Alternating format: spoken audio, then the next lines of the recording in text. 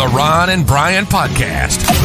Get ready to fill your ears with the latest news, politics, current events, and whatever else we feel like talking about this week. And now, your hosts, Ron and Brian.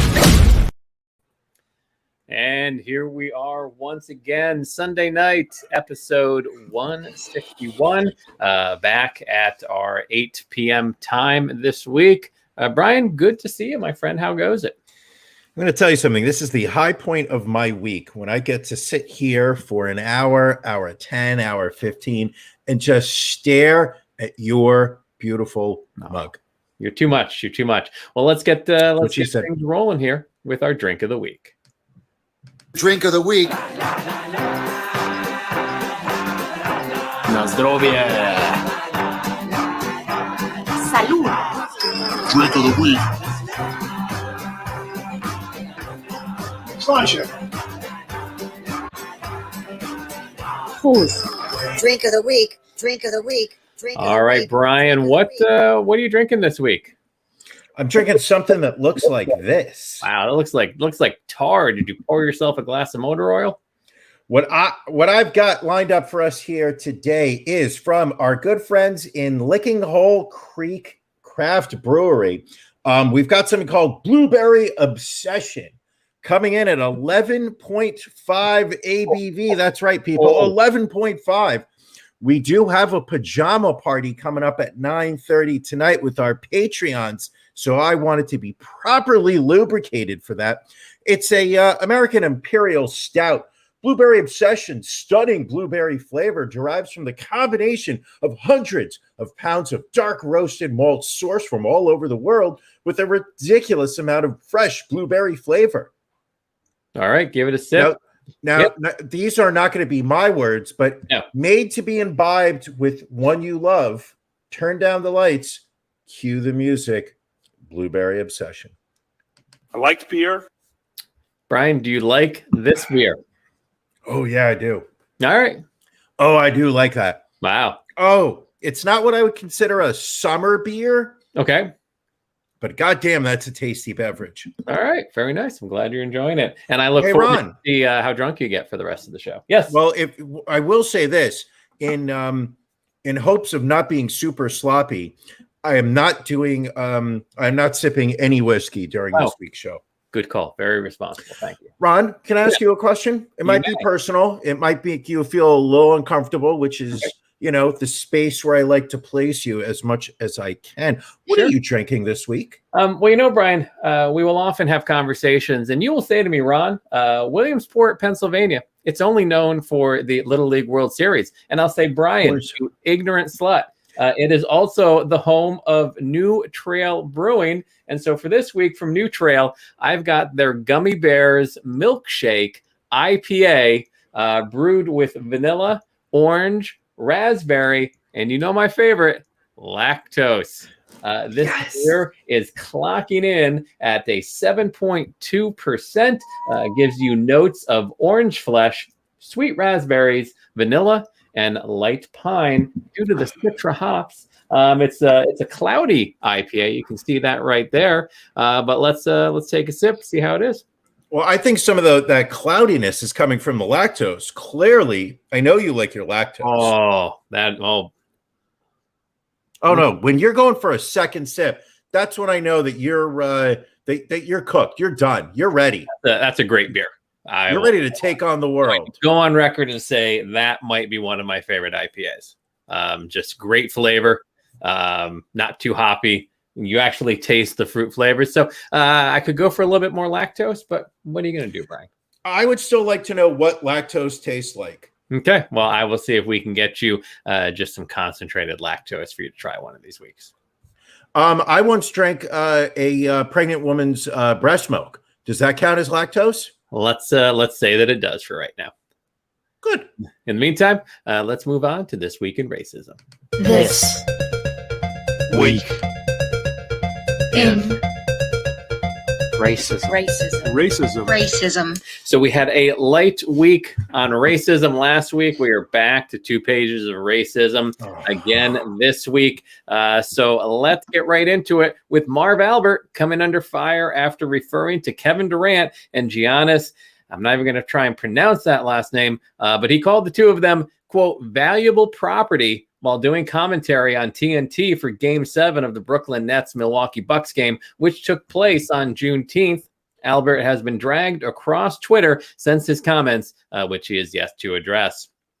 After being confronted by local media, Senator Sheldon Whitehouse, Democrat from Rhode Island, denied that he is a member of an exclusive Newport Beach club accused of only admitting white people and insisted that the organization does have non-white members.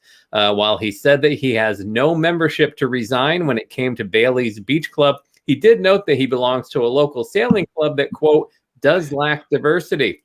Whitehouse then seemed to defend the all-white clubs that still exist in the state as being, quote, a long tradition in Rhode Island, and there are many of them. An Atlanta branch of IKEA has sparked outrage with what employees are calling an intensely problematic menu curated to celebrate Juneteenth.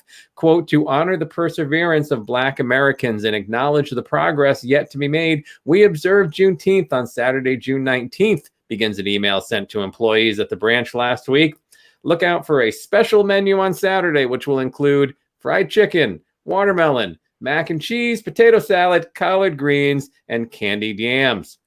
As many as 33 Black workers didn't show up in response, causing the store's manager to apologize via internal email. An Indiana man who racially harassed his Black neighbor was sentenced to 46 months in federal prison after he pleaded guilty to the harassment. Shepard Hone began harassing his neighbor after they removed a tree from their yard.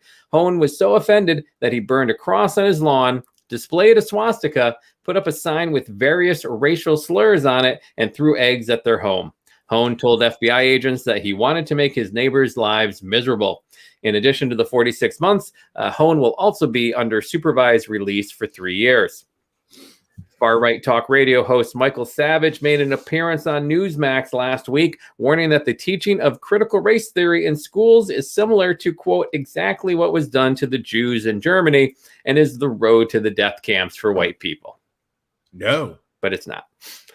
A crazed bigot punched and screamed anti-Muslim slurs at 2 couples strolling in Queens in unprovoked attacks less than an hour apart, breaking one victim's nose. A 31-year-old man and a 24-year-old woman were walking near Liberty Avenue and Lefferts Boulevard in South Richmond Hill when the assailant ran up and started screaming at them.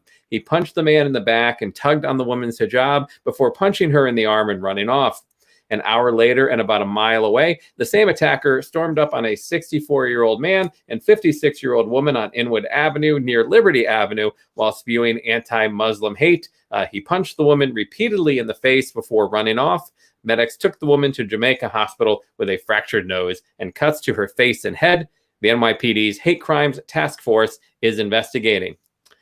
The California Interscholastic Federation is reviewing an incident that happened after a weekend basketball game between Coronado High School and Orange Glen High School. Shortly after Coronado High beat Orange Glen in a regional championship game, tortillas were hurled at Orange Glen's team.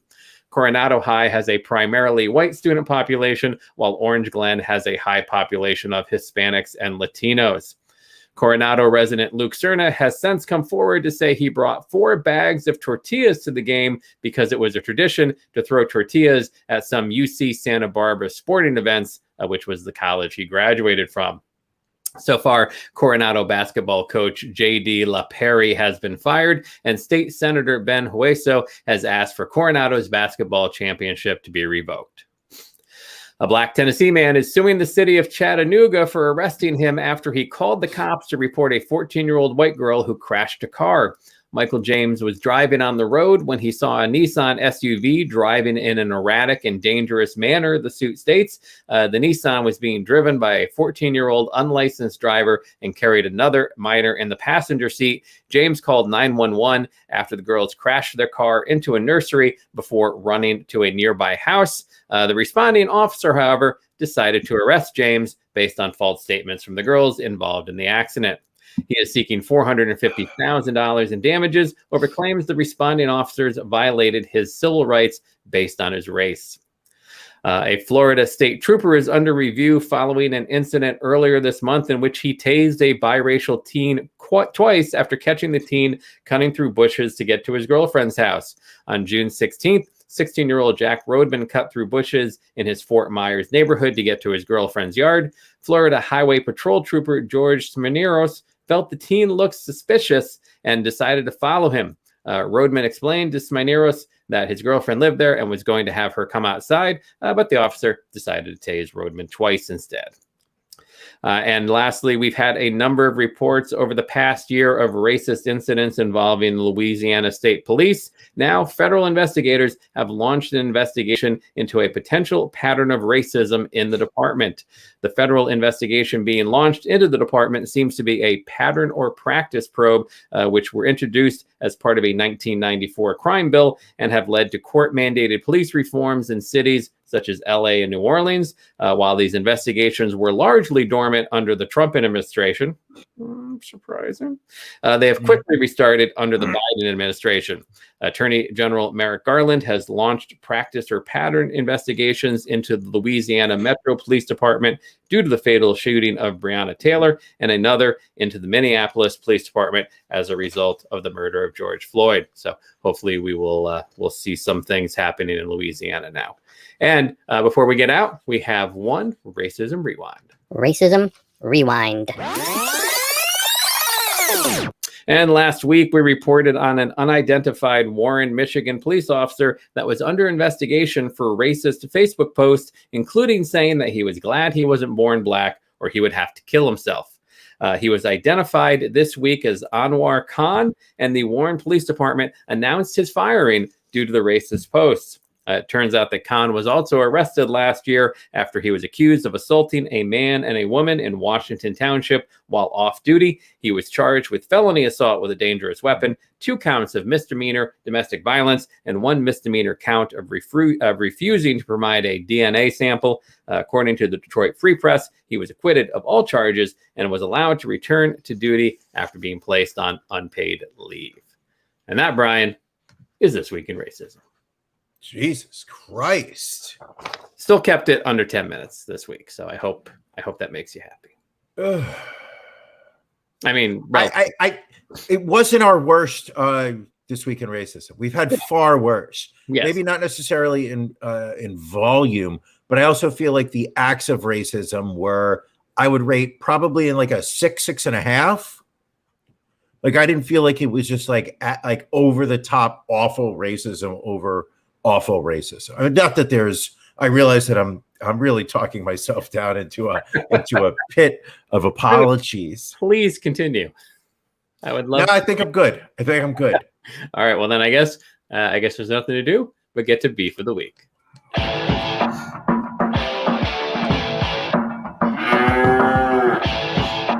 Ron and Brian's Beef of the Week.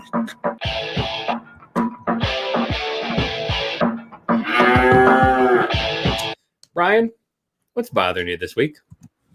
The New York State Liquor Authority. Oh, this should be a good one. Talk to me.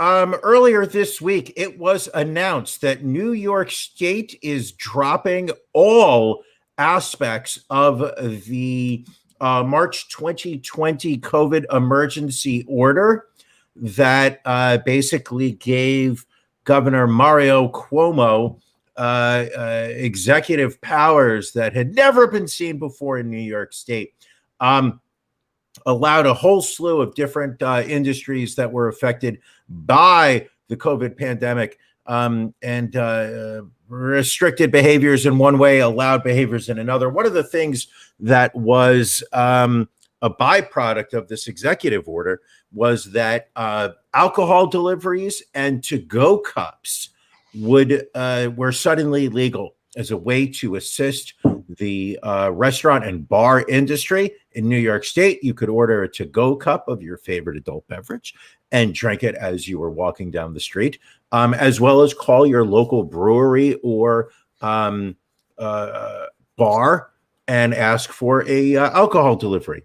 Well, apparently, with the announcement within 24 hours of effective date, you had entire restaurants, entire bar industries that were suddenly hit with the realization that a significant portion of their revenue was not only going to be cut out, but was going to be cut with practically no advance notice. And therefore, yes, fuck the New York State Liquor Authority. However, silver lining here, Ron, because life is all about my silver linings. Of course. Silver lining here is that Taproom will still continue to deliver because their entire business model is alcohol delivery.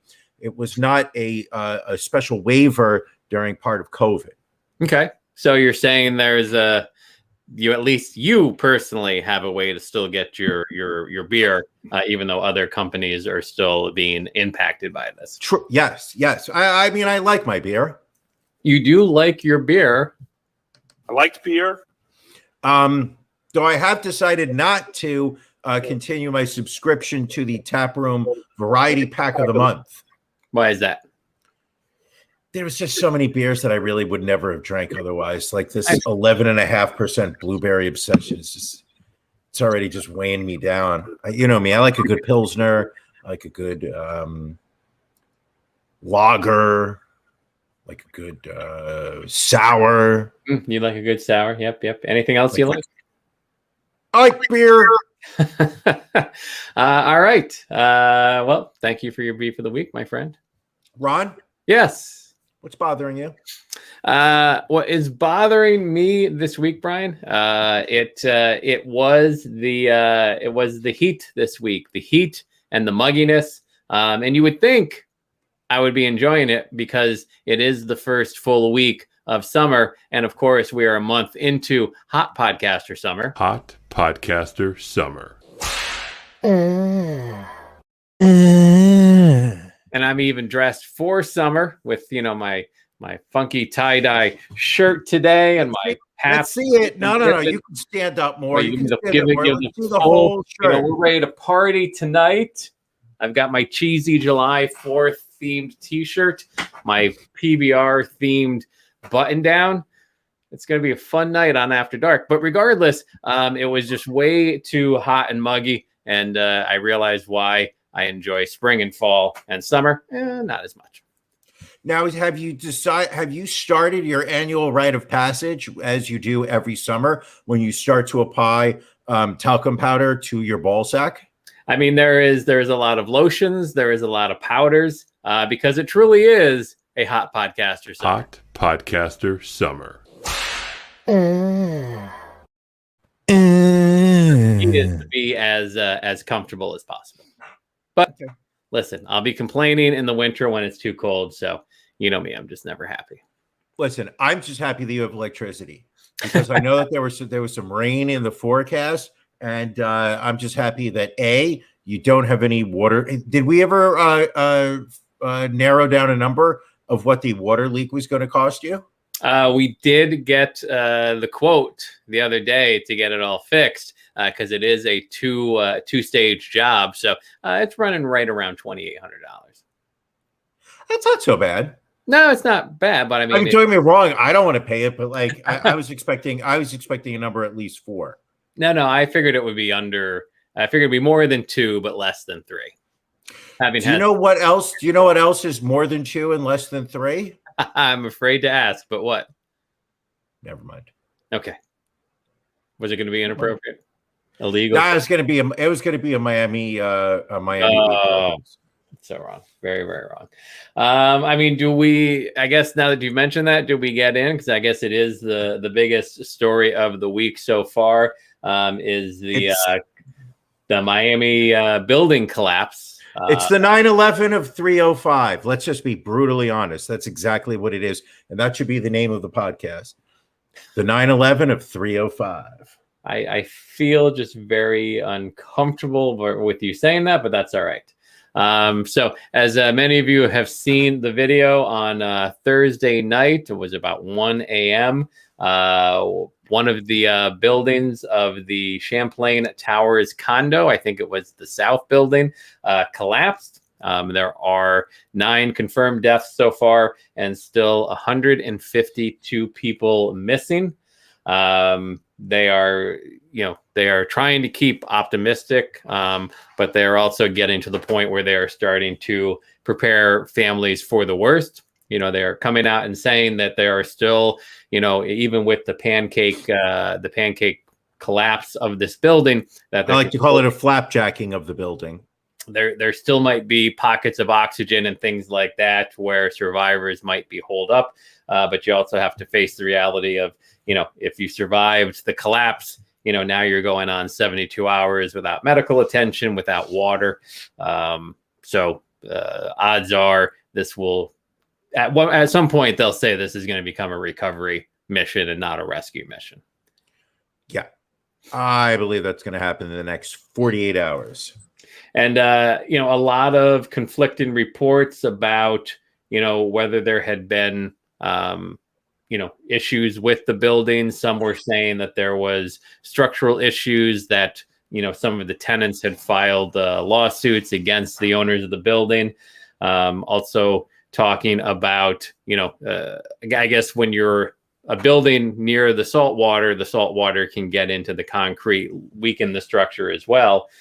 Which is why I guess every 40 years they need to, go through an inspection. And so I just froze up there a bit. Not sure. Right, you did. Well, I think you froze just like somebody who was living on the 8th floor of that building, as they felt the 9th floor pounding right into them in the middle of the night. What I find interesting about this story, and I don't know why you're looking at me that way, with disdain or disappointment.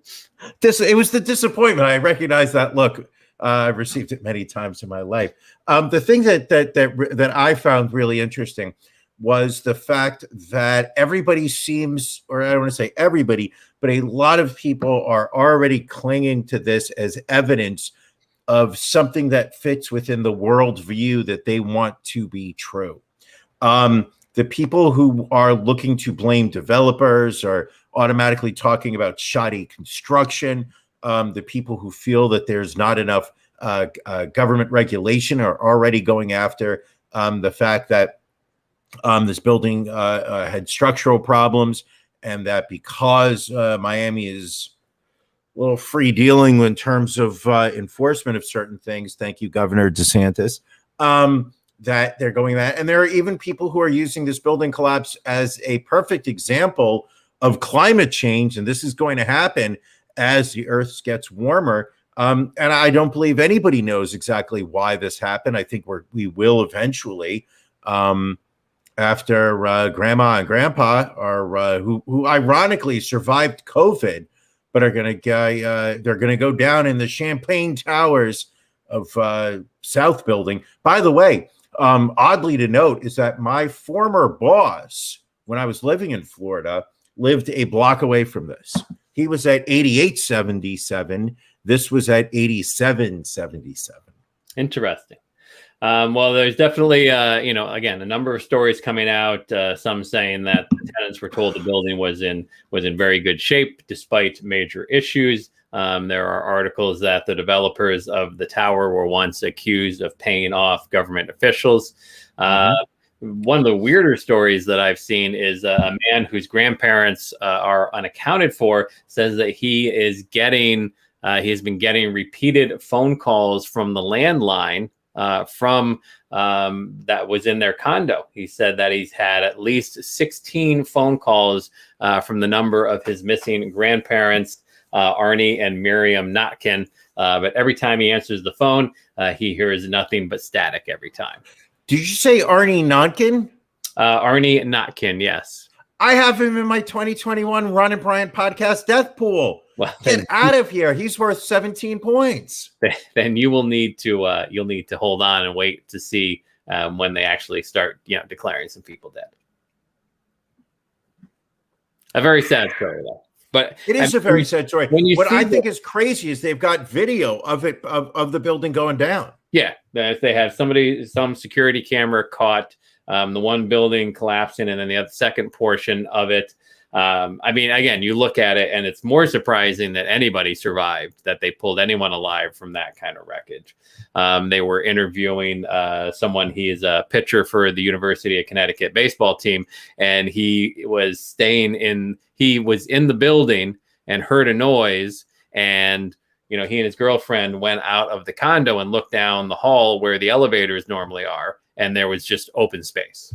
So he was literally 15 feet from, where the building broke away and collapsed.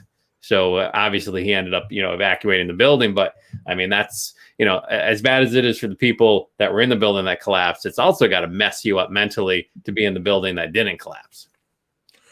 Or, and hear me out on this one, or you just walk away feeling very fortunate. I have to feel there might be a little bit of survivor's guilt there. I think that's projection. I think you would feel survivor's guilt, and therefore you're thinking that some college kid has the toolbox to actually feel guilt. I guarantee you that kid's at the Fontainebleau right now, getting bottle service, trying to snort cocaine off the fake breasts of a bottle girl. Or is that what you would be doing? Never done coke, no interest in doing coke. All right, fair enough. Also, too cheap to pay for bottle service. Don't come at me with a $400 charge for a $50 bottle of Grey Goose. Shit, right. I'll bring my own.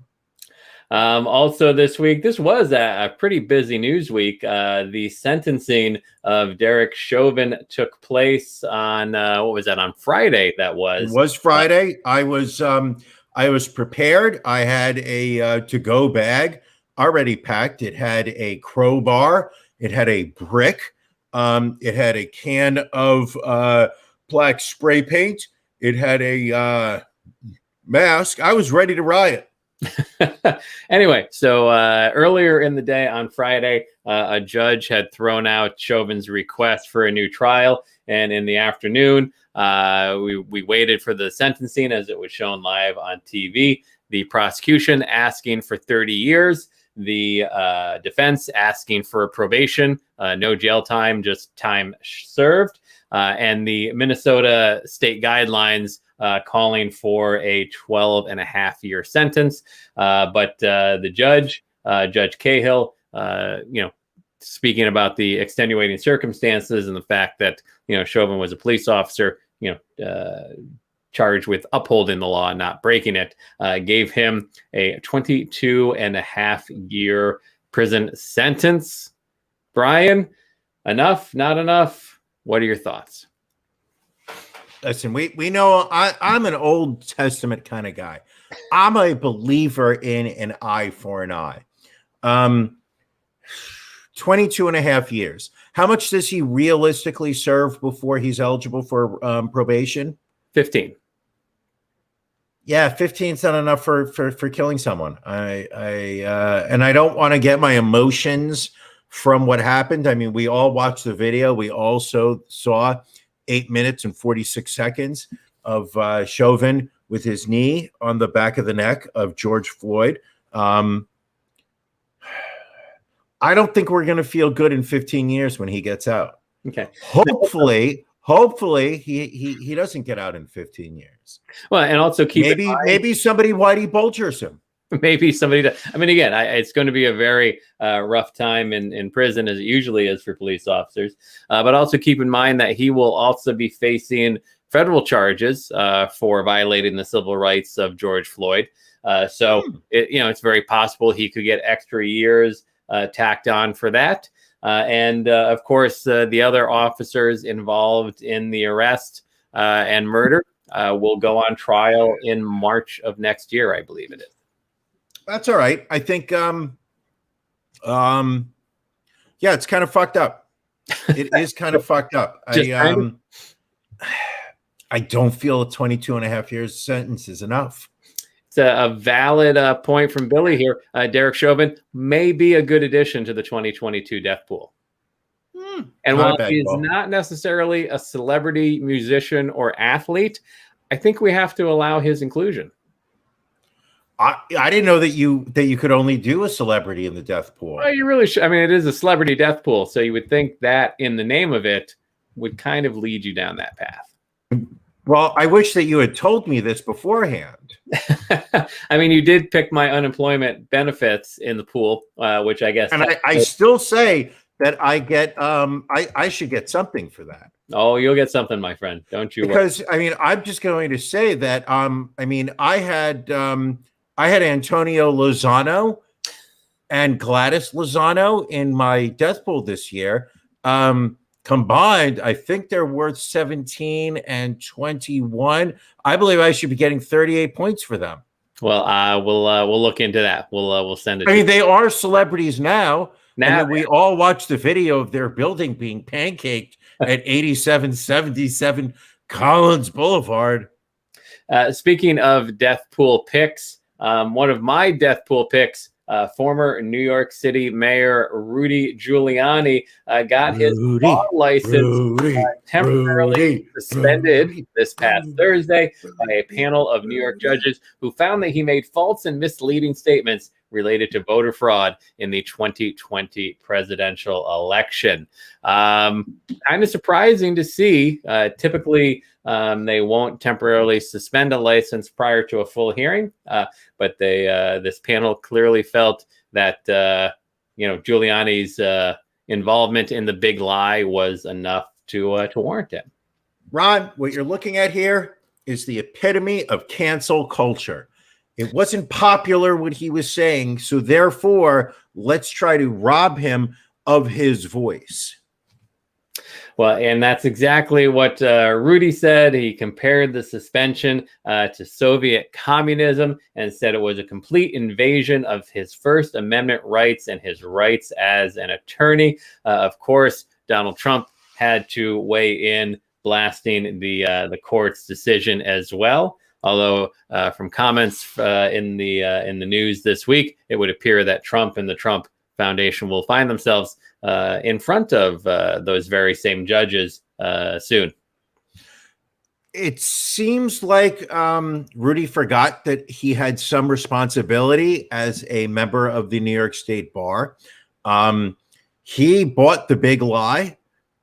He bought into that 100%. He saw this as his as this was going to be the way that he weaseled into the number one slot, supporting David Trump, former president. And I think what we're looking at here is just, an unpopular opinion by a man who is in a position where he can be punished for those reckless comments that he made. The fact that they allowed him to keep his legal license after the abysmal press conference that he gave at the Four Seasons Landscaping. The fact that they allowed him to keep his legal license after that press conference where he was sweating hair dye. The fact that they allowed him to keep his license after he farted during the, I believe it was Minneapolis, the hearing where he was sitting next to the woman who claimed that she was a poll worker, who was, it turned out, a different type of poll worker. Not that I'm judging or anything, but if we remember, he farted on her and then she came up with COVID not that long afterwards. So, the guy said the guy has become literally a fucking embarrassment of what he once was. I like the fact that his son is now running for governor. Yes, Andrew Giuliani, trying to get win the Republican primary to run against whoever. I assume Cuomo will run again, but whoever the Democratic candidate will be. Andrew gave some just amazing press conferences so far. And the one thing I always remember is when he was a kid, what's his name? Chris Farley. Andrew. It's brilliant. Doing an impersonation of him on Saturday Night Live, which was just seems even more spot on now, 20 some years later. Yeah. The kid's personality has not changed at all. He's still just a flaming asshole. And he produced a poll the other day saying I'm producing a poll right now, Ron, saying that he is in the lead in the Republican primary. However, had no actual evidence or actual name of the polling company to back that up. So he's Sure. taking a page out of his dad's playbook, clearly. Listen, that they unfortunately, the Republican Party seems to be the party that at this point just makes baseless claims that nobody ever calls him out on. I am less interested in Rudy Giuliani's legal license. I would, however, enjoy knowing when the lawsuit of the Dominion voting machines against Giuliani will take place. Because we will definitely hear about it. That will be just some quality TV entertainment. Do you know what else is quality entertainment? I would love to hear what else is quality entertainment. The Ron and Brian podcast After Dark, which is something that we do that every week, 9:30 Eastern time on we do it on our Patreon. So it is behind the paywall. So it's only for people who are subscribers of our Patreon. Become a patron. Go to ronandbrianpodcast.com. Click the link in the upper right-hand corner. What we do is we set aside stories that are, how would I say this, somewhat delicate in nature. Usually they are spicy, sexual, titillating, the kind of things that would get us bounced off of Facebook and YouTube. So we store those on the back end. Tonight is particularly exciting because one of the things that we do on the last Sunday of every month is we do something we like to call a pajama party, the Ron and Brian pajama party, where we invite our Patreons. Oh, you loved it. We invite our Patreons onto the show. They come on After Dark with us. We've got a bunch of things lined up for After Dark this month. I will be hosting the Price is Not So Right version of OnlyFans, where our patrons will be guessing how much various OnlyFans accounts cost on a monthly basis. Prizes go to the winner. It's going to be awesome. I always look forward to the. We also have fake boobs versus real boobs. Our resident tit expert, Elisa, will come on to see. We're going to throw some photos up, and she feels pretty confident that she can pick the fake and the real. So we're gonna find that out tonight, 9:30. You can still get in there by going to ronandbrianpodcast.com. Click in the upper right-hand corner and join. Bronze level or higher, you get in at the live Ron and Brian After Dark. Yeah, don't join the aluminum. Only cheap bastards come in for $5 a month. Yeah. If you come in at 10, you get to join us live. At $5 or more a month, at $5, all you get is the audio file that you can listen to of the After Dark. For $10 or more per month, you get to join us live. Now, more important than After Dark, Brian, let me ask you, what are you watching? What am I watching? Well, one thing that I'm watching, and I know that you're excited by this, is I watched the movie Nobody this past weekend, starring everybody's famous favorite action star, Bob Odenkirk. Kind of out of left field there. Yes. A little bit. Enjoyed the movie, felt that there were some major plot issues, but overall, I felt that it was just a fun hour and a half. I watched it a couple months back, enjoyed it. Enjoyed seeing Christopher Lloyd. Was very shocked to see him pop up near in the film there. Christopher Lloyd will be in my 2022 death pool. Yeah. But to your point, I mean, not a great story. You don't really want to try and follow the plot. But if you like a lot of action, if you like a lot of violence, fighting, shooting, stuff blowing up, I think this is the movie for you. And as someone not known as an action star, I think Odenkirk did a pretty good job in there. Yeah, absolutely.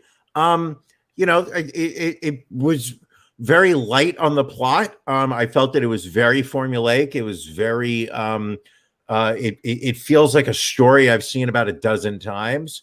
Guy who's trying to live the suburban life comes out, and we find out that he's actually a government killer who's been trained by the top levels of military intelligence on 1,000 different ways to kill people. It was like Rambo minus the Pacific Northwest. Anywho, so I watched that. I would say that's a solid 3.5 out of 5.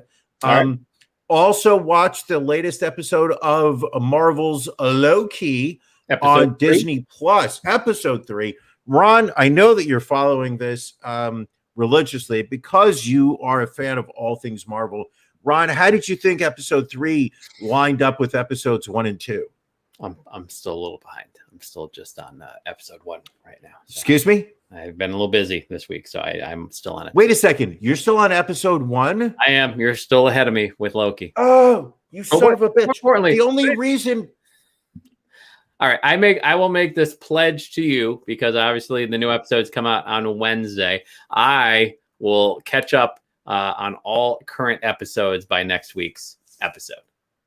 The only reason I'm watching Loki is so I can discuss it on the podcast with you, our resident Marvel expert. I will. I'll get caught up. What did you think of episode 3? It's starting to feel like a Mandalorian. Okay. Which is, we've established the story.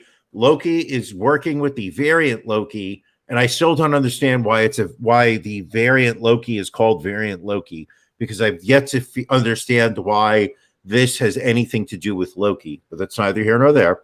But now they're going they're now visiting a different planet, trying to get off of it. And the whole episode is them going to this planet and then trying to get off this planet. And it feels like it is a very stolen concept that the Mandalorian this past what was it?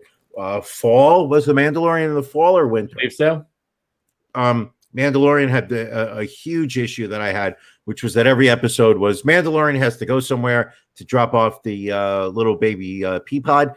And the idea is the fact that in each episode, he goes to a different land. They're like, I'd love to help you, but first you have to help me, kill my bad people, and then I'll help you get out of here. And then it's like 6 episodes later, and Mark Hamill comes out in a terribly CGI'd scene that caused a lot of people to be excited, except for me. Hey, Ron. Yes. What are you watching? Because clearly you're not watching Loki. Clearly, I have not caught up on Loki. I did watch season 2 of Black Summer. Finally debuted on Netflix. Season 1 was a couple years back. Zombie based TV show. Really enjoyed season 1 of Black Summer. So that's why I gave season 2 a chance. Am not as excited with season 2. They kind of they don't have any of the same actors, which is fine because season 1 they did kind of tie up that storyline. But season 1 was much more direct. Like it just followed your basic timeline. Like it starts here and then it ends in the final episode. Whereas this second season, they're introducing all these new characters with no context, and they're doing them in like little vignettes, and the time kind of jumps back and forth. So you're not exactly sure in the first 2 episodes what the hell is going on. So it's getting a little bit better. I made it through episode 3, so it's gotten a little bit better. I will see if how it continues. So you had the option of watching 3 episodes of this shitty show, or you could have watched Loki, as we had agreed to do this summer, so we could discuss Loki every week. And instead, I'm stuck holding the bag, having watched every episode of Loki. Yes. And you're watching other things. Correct. I also finished up Cruel Summer on Freeform that I've been watching. Very good end to the season, I will say. Did not see some of the ending of the season come. So I will still recommend Cruel Summer on Freeform. Kind of cheesy, very end of the show, the way they finally wrapped it up, but the storyline up till the very end of the show was good. That's what I've been watching. What's Freeform? It's a channel out there, but I get it on Hulu. Is it free? It's free on Hulu. I mean, if your Hulu's free, I pay $1 a month for Hulu because I got that Black Friday special. I did the Hulu, ESPN, and Disney bundle. Nice.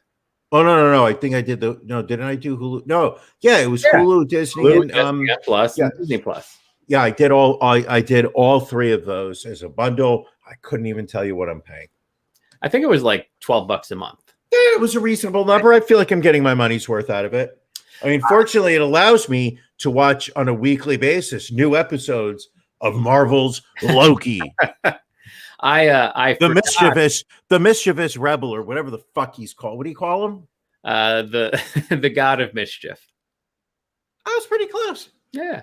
That's close. Yeah. So, and I forgot that my promotional period of HBO Max ran out. So I just got hit with a $15 charge for HBO that I'm not really watching. So why don't you cancel it and get my login? I got to do that. Yeah, because I think I told you last week we tried to watch It in the Heights and just wasn't happening. That's gross. It was terrible. What are you paying a month in cable? It's so cable and internet around $212. I'm paying $226. I called because I've got the triple package. Oh yeah, I do too, even though I don't have a phone. Because I've got the triple package You down do, my here. friend. You do. Franks and beans, Jerry. I called just outraged because I noticed my bill had gone up to $226 a month. So I called to complain to see if there was a cheaper, and they literally, and I was shocked. They were like, "Yeah, no. It'll cost more if we downgrade you." Yeah. I'm like, how? I'm paying $225 a month. How do you how is there not some type of deal? Like I managed to get mine down from like 221 to like 212. And so they had a special promotion running. And I was able to increase my internet speed, which is oh so great, as you can tell by the way I froze up earlier. It's really a commercial for but let's face it, Xfinity. You insist on doing this show on Wi-Fi. You don't like to be hardwired. I have it hardwired.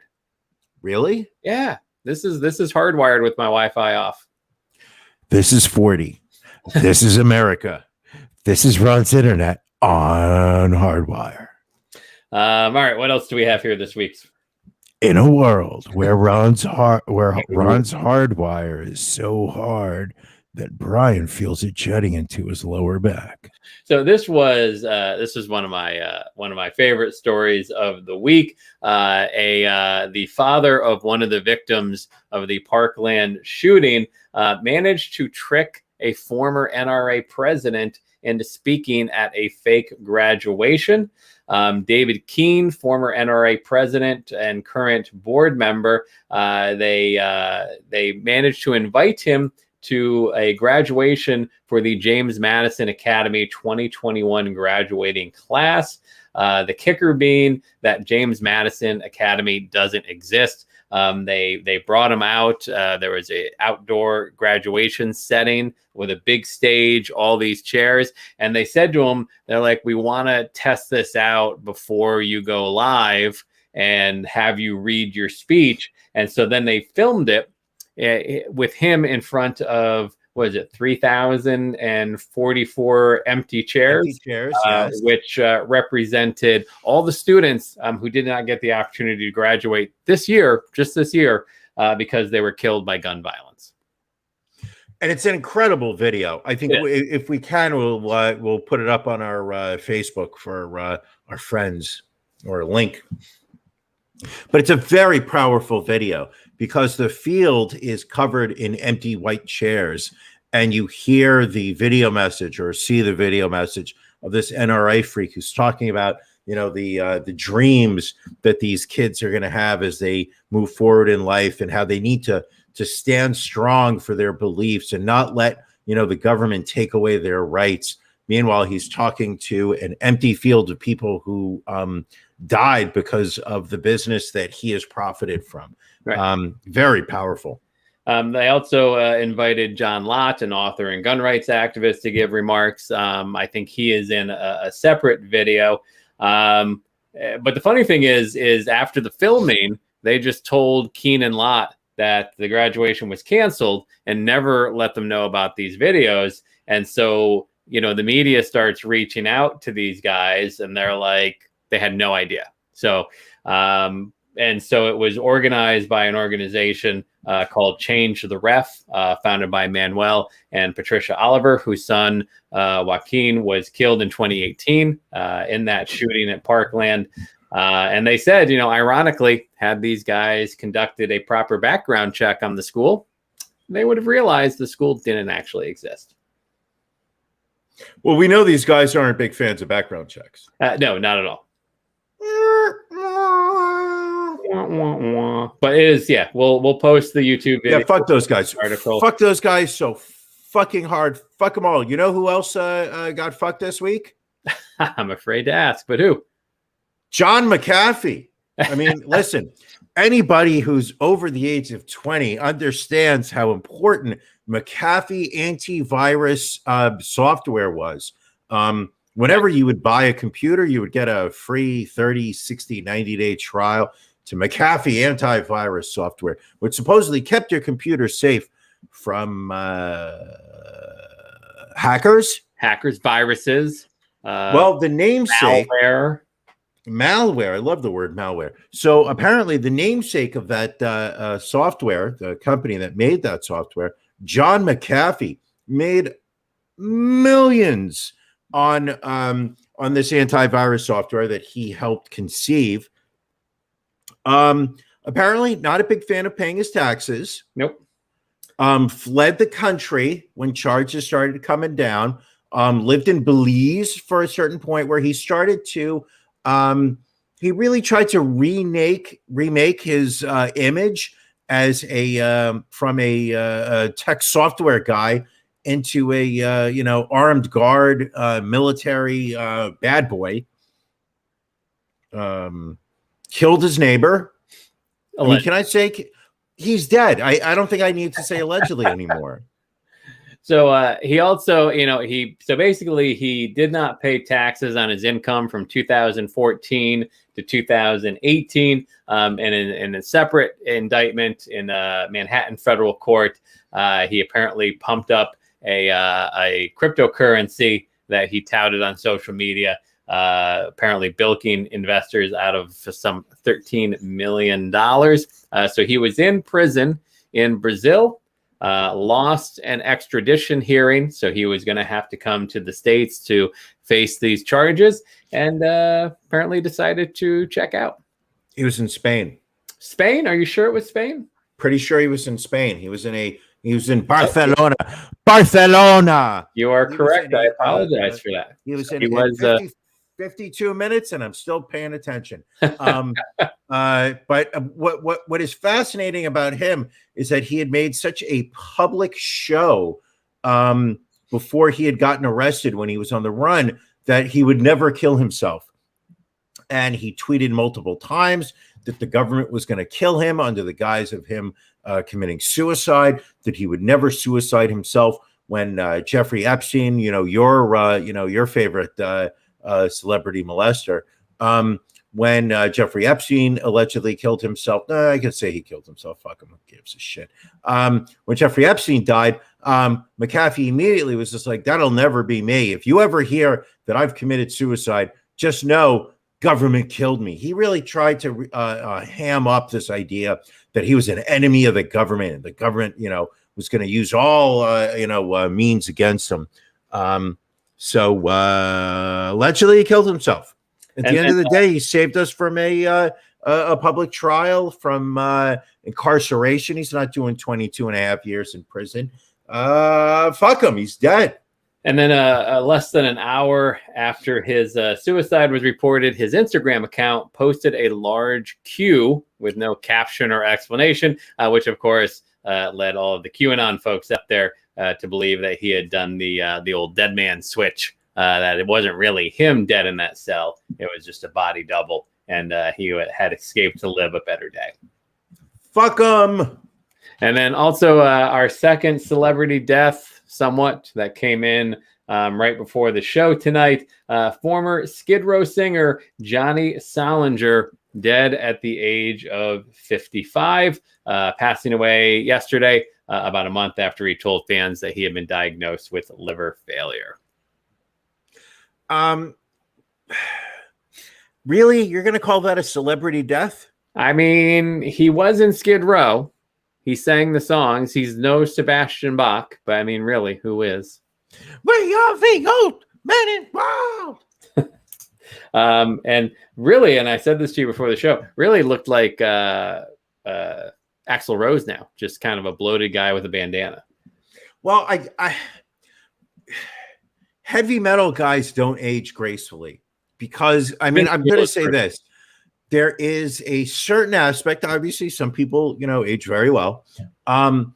But there is a lot of people in the scene who buy into the Jack Daniels and beer, partying, banging groupies and drinking to excess. And that lifestyle, I think you and I both realize,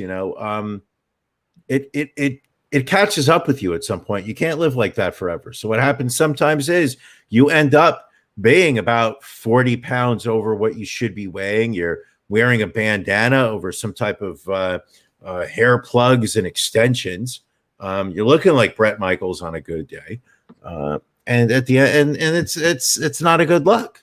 No, not at all. Well, rest in peace to Johnny Solinger. I once saw Skid Row in concert. Did you? Clutch opened up for them at the Limelight in New York. Was Sebastian Bach singing at that point? Yes. That's So the Room, Clutch came on, did an amazing set. Loved them. I figured I would stick around. I watched almost all of Skid Row. During, what was it, 16 in Life? Was that their 18 in Life. Song? 18 in Life. During 18 in Life, somebody jumped on stage and tried to give Sebastian a hug. And I remember him being like, "Come on, man, I'm in the moment. I'm singing." But he threw like a little bitch fit, and then it was just like, fuck him.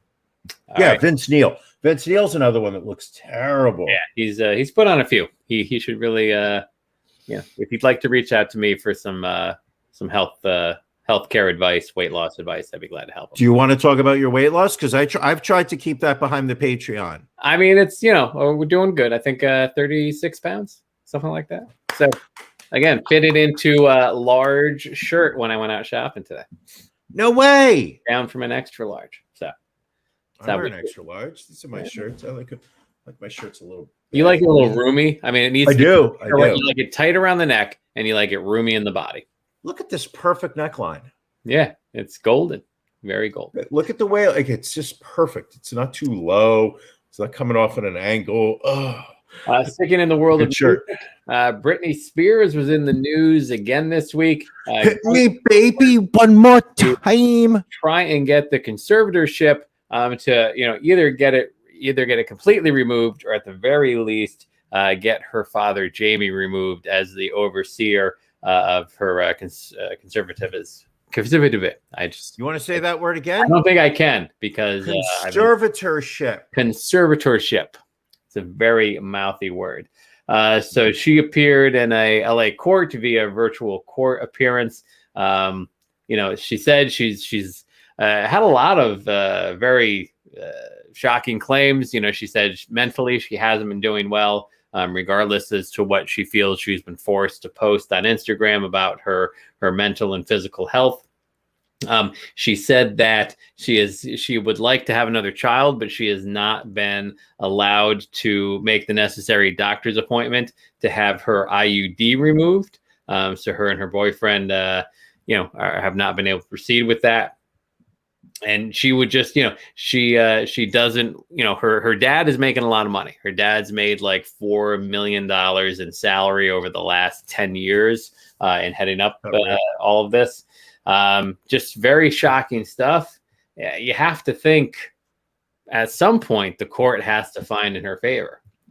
Well, the thing is the fact that, I understand there was a period of time where she was behaving erratically. Yes.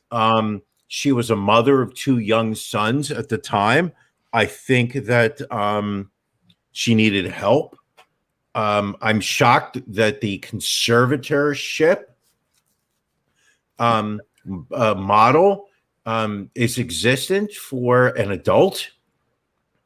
And the fact that 20 years later, she's still under it.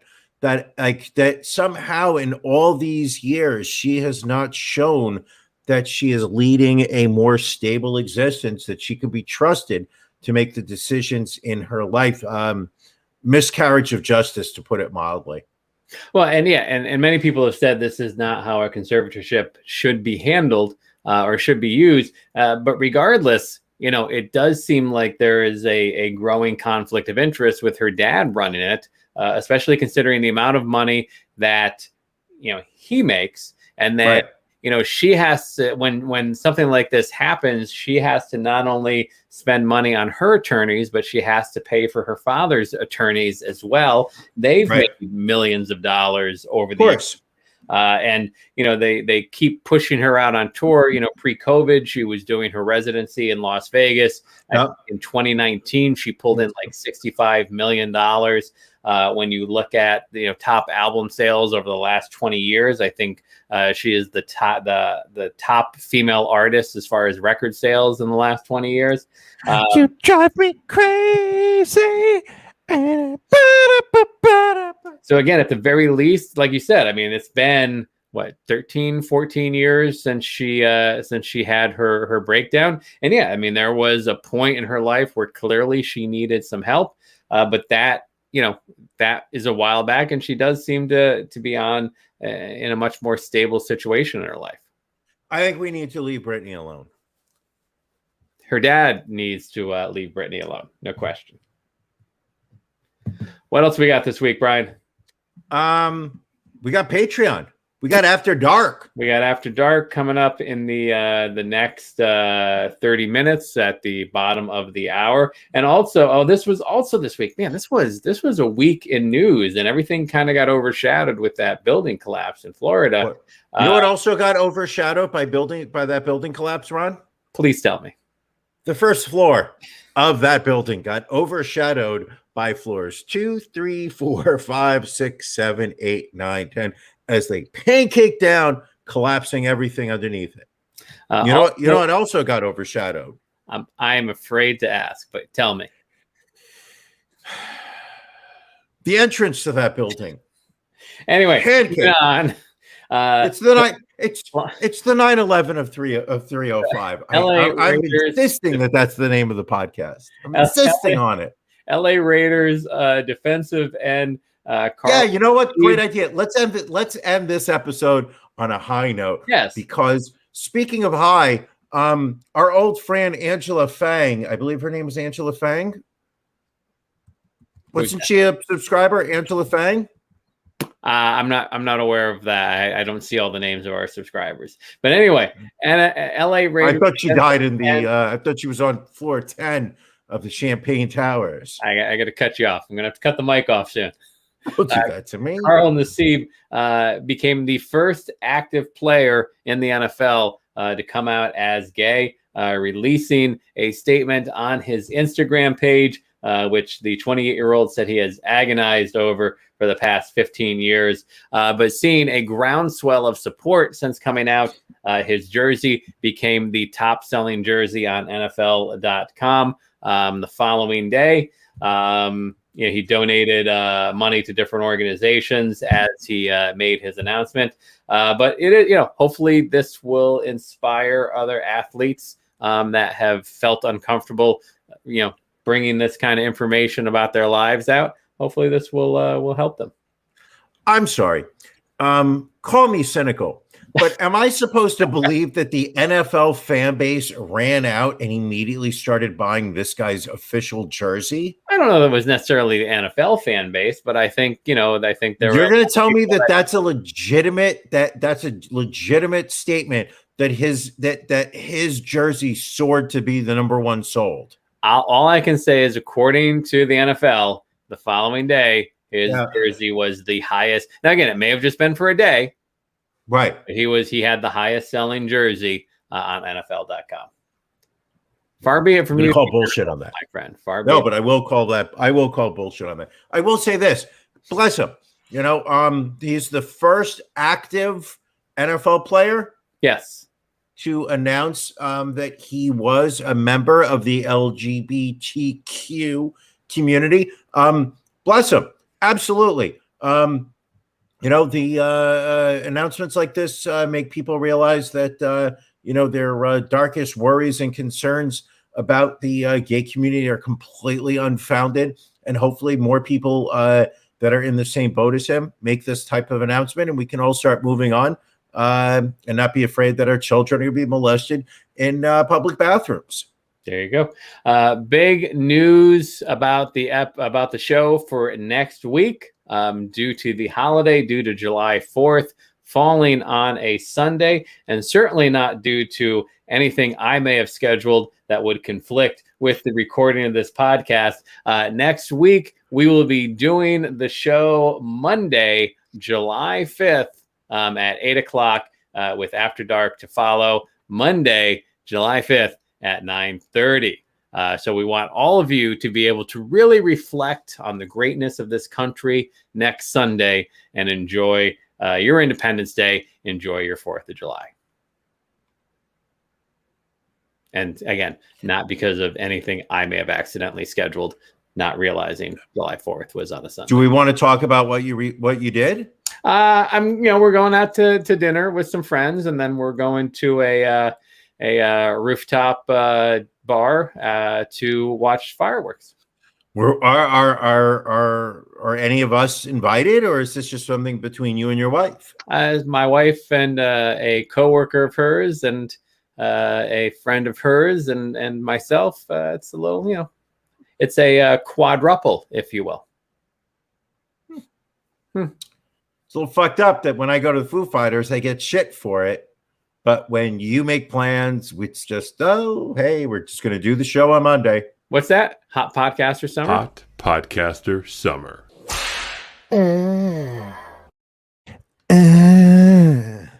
So anyway, yes. So next week will be on Monday. However, if you are part of After Dark, we will be right back here in 24 minutes to give you our monthly pajama party. We've got our OnlyFans quiz. Where's the link? Where's the link underneath? We've got our real boobs versus fake boobs. We've got our saucy stories that are too hot for the regular Ron and Brian podcast. And we also, we let all of our Patreon subscribers join us, be on live with us. So it's not just us talking. It is a group discussion. It is fun. And if you go to the Patreon, ronandbrianpodcast.com, join at aluminum or higher, bronze or higher. Bronze or higher. Aluminum is $5 a month. Aluminum. And we only have, and what says to me, what says that we have the best fans in the world is the fact that we only have 2 people that are paying for aluminum. Everybody else, bronze or higher. People want the video of After Dark. People want to watch it live. You got to respect that. Got to respect the game. All right. Anything else before we cut out this week, Brian? The 9/11 of 305. All right. Well, everybody, enjoy your week. Patreon subscribers, we will see you shortly. Enjoy 4th of July. And otherwise, we will see you next Monday. Thank you for joining us on the Ron and Brian podcast. We're live each week on YouTube, Facebook, and Twitch. You can find prior episodes, links to our social media, and everything else Ron and Brian at ronandbrianpodcast.com. See you again next week.